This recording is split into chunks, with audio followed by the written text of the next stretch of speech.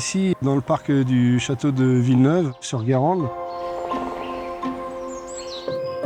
La singularité de ce bois, c'est d'accueillir une grosse nidification d'échassiers. Il y a 5 espèces d'échassiers qui sont présentes sur ce site, notamment pour la reproduction. Villeneuve, c'est une héronnière connue depuis 1979, donc ça veut dire que tous les ans, on compte les hérons dans le bois de Villeneuve depuis 1979.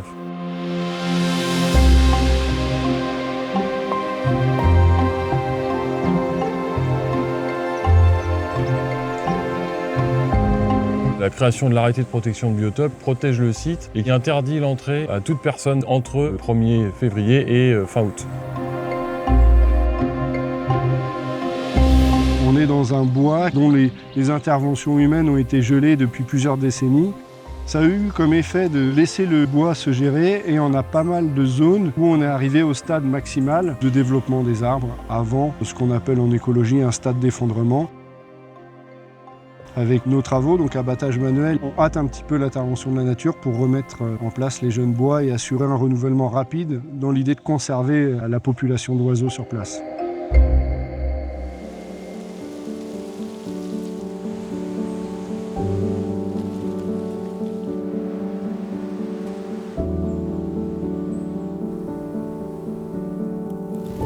C'est en 1979 que mon père a pu racheter la forêt grâce à l'arrivée des hérons qui lui ont permis de reconstituer l'unité foncière d'autrefois avec le château de Villeneuve dont il était déjà propriétaire.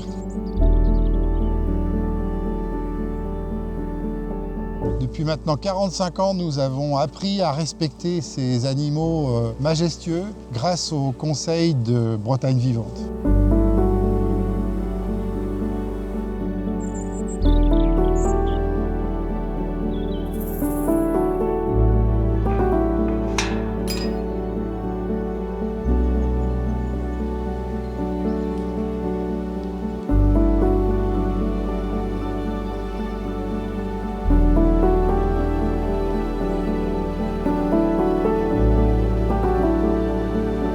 Quand il y a environ 20 ans, j'ai pris conscience du dépérissement du bois. Il nous a fallu de nombreuses années de réflexion pour qu'on puisse passer de l'admiration des oiseaux, de l'observation à l'action, en nous entourant de spécialistes.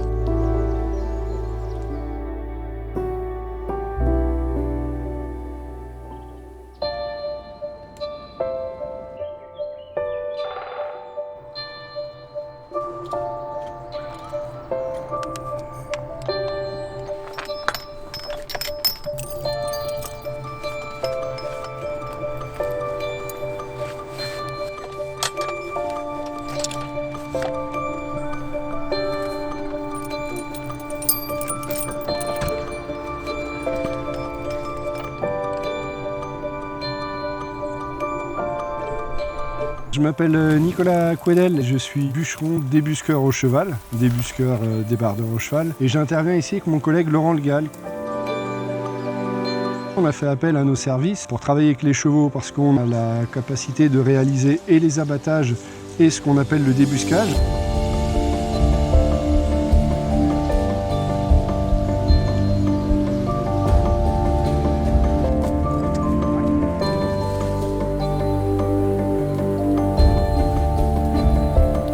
Ces travaux, on les effectue à flux tendu. Un arbre est abattu, on le débite et on le débusque avec les chevaux, c'est-à-dire le fait de déplacer l'arbre de sa zone de pousse à quelques mètres pour arriver dans le chemin comme ici, avant de passer à l'arbre suivant.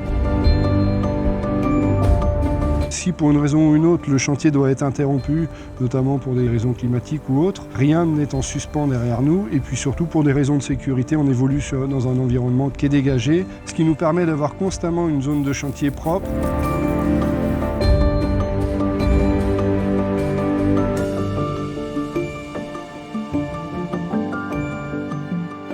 Dans un espace comme celui-ci, qui est sensible à la fois pour les oiseaux, mais le reste de la faune qui l'occupe, la particularité des chevaux, à l'opposé des machines avec tête abatteuse, ça va être de ne pas impacter les sols pour favoriser une meilleure reprise de la régénération, qu'elle soit naturelle ou la plantation qui va être effectuée par la suite. Toujours dans cet objectif que derrière nous, notre passage au bout de quelques jours soit invisible.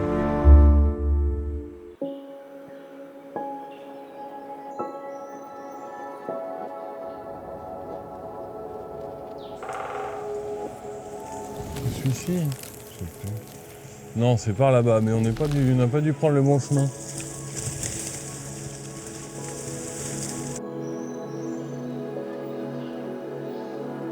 Ça doit être plutôt par là-bas, ouais.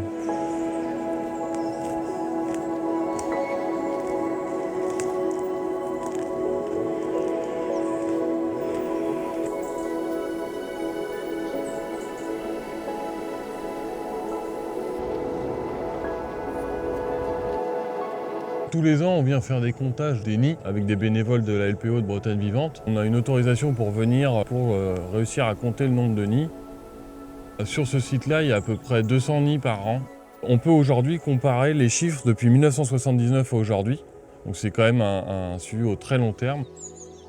On s'aperçoit en fait qu'avec les années, on est assez stable sur le nombre de hérons et de spatules et c'est un peu plus variable sur les dernières années, mais on a de plus en plus d'espèces de grands échassiers qui viennent nicher. Il y a des spatules et hérons cendrés de l'aigrette garzette. Le héron garde-bœuf qui s'est installé aussi, l'ibis sacré aussi, mais qu'on voit beaucoup moins maintenant parce qu'il y a eu des campagnes de régulation, cette espèce considérée comme invasive. Quand on fait les comptages, on essaye de venir justement à la période où il y a les jeunes dans les nids. C'est moins impactant parce que quand c'est les œufs, on fait fuir les adultes. Donc du coup, les œufs se retrouvent à découvert. On détermine en fonction des petits, des adultes ou des œufs qu'on trouve au sol aussi. Si les nids sont fiantés, ça nous permet de savoir qui sont utilisés. S'ils ne le sont pas, c'est souvent des nids de l'année d'avant qui n'ont du coup pas servi.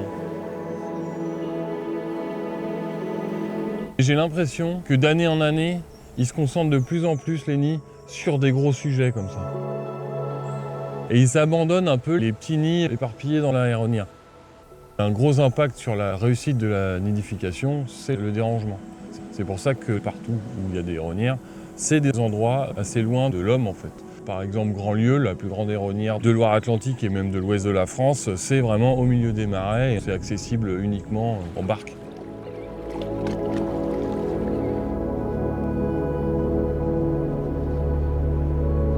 Il y a une étude qui a été faite dans le début des années 2000. Les hérons de Bois de Villeneuve vont majoritairement se nourrir dans les marais de Brière qui sont finalement pas si loin d'ici à vol d'oiseau. Donc on est quand même sur des espèces qui se portent assez bien, plus personne les tire. Ce qui fait qu'elles sont plus tranquilles, elles peuvent se reproduire et continuer à augmenter leur population. Et aussi parce qu'il y a une manne énorme de nourriture. Les aigrettes garzettes et les hérons garde-bœuf migrent, mais pas forcément tous les individus. Certains restent, d'autres migrent. Il y a ceux aussi qui migrent depuis le nord vers chez nous, et ceux de chez nous qui migrent vers le sud. Il y a aussi des échanges. Les rouges-gorges, ils migrent. Pourtant, on a des rouges-gorges toute l'année dans nos jardins. Ben, c'est pas forcément le même.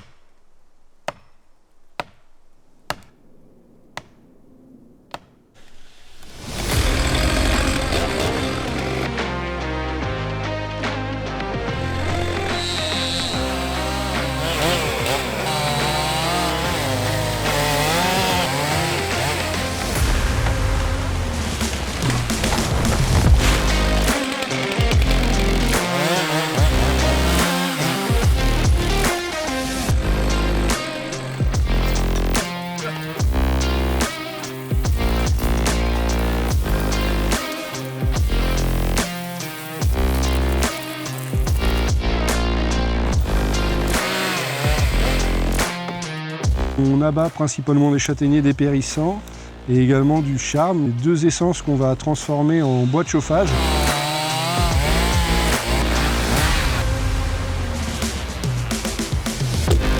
Les bois sont abattus et tirés en grande longueur de la parcelle. Et une fois qu'on est dans les allées comme ici, on rebillonne les bois en 1 mètre, ils seront fendus et on effectuera ce qu'on appelle des ballots. Ce sont des espèces de roundballers, un petit peu comme on trouve en campagne l'été, des roundballers d'une contenance d'un ster de bois. Le bois restant en propriété de Monsieur David, ça sera à sa charge de le revendre et ce qui lui permettra de son côté de financer les travaux et de retomber sur ses pieds économiquement.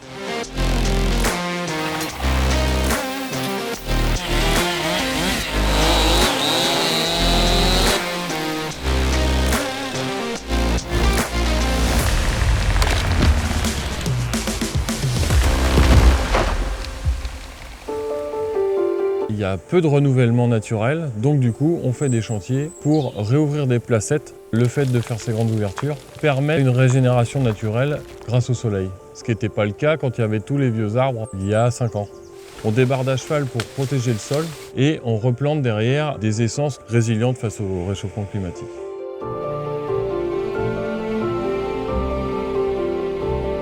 Les arbres ont été coupés et sortis à cheval pour pouvoir conserver le sol le plus fonctionnel possible, sans le dégrader. Et derrière, pour planter tous ces arbres qu'on voit qui sont emmaillotés et qui sont jeunes.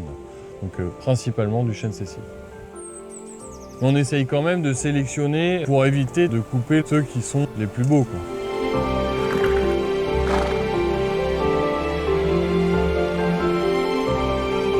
Les fruits des arbres d'à côté, comme les châtaignes qu'on voit là-haut, là, donneront des petits châtaigniers qui pousseront spontanément.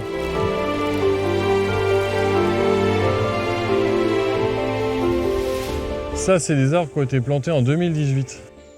Avant, c'était des châtaigniers en mauvais état de santé, un peu comme ceux qu'on voit là-bas avec la tête dénudée. Il faut attendre au moins 20 ans avant que les ronces commencent à s'intéresser à ces arbres-là. C'est pour ça qu'il faut réfléchir bien en avance quand on plante et quand on intervient. Il ne faut pas attendre le dernier moment pour planter des arbres. Les têtes des arbres elles vont toujours aller là où il y a le plus de soleil. Donc c'est aussi pour ça qu'il faut bien regarder où on plante pour que la base du pied permette à l'arbre de pousser droit, parce que cet arbre-là, par exemple, s'il continue à pousser dans cette direction, il finira par tomber. Alors que l'arbre qui est là-bas, qui est bien droit, lui, on peut penser qu'il a un bel avenir devant lui.